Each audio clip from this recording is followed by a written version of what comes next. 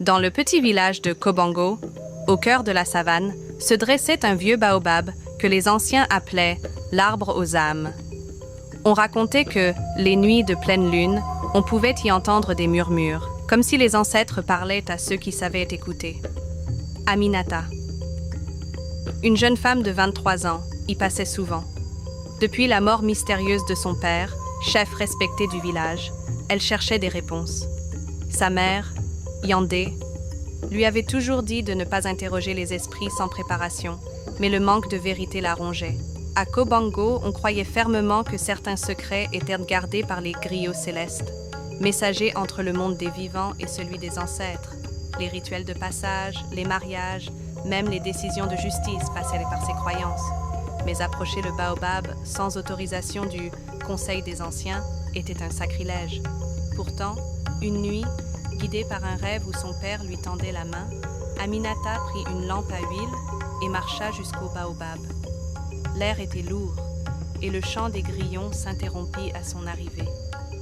Elle posa sa main sur l'écorce rugueuse.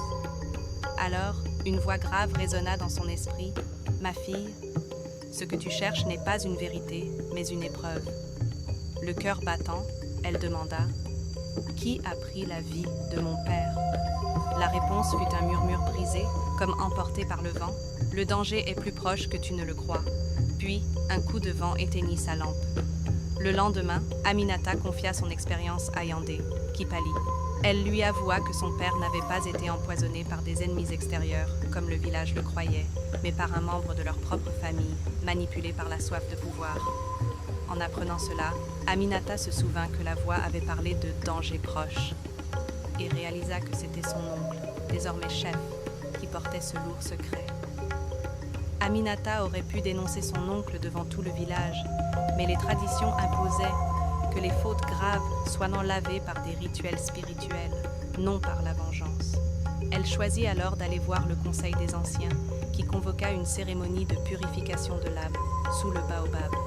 La nuit venue, son oncle avoua ses actes en pleurs devant l'arbre sacré. Il fut banni du village, mais Aminata, le cœur lourd, sut que cette justice n'était pas la sienne, mais celle des ancêtres. En regardant le soleil se lever sur Kobango, elle entendit de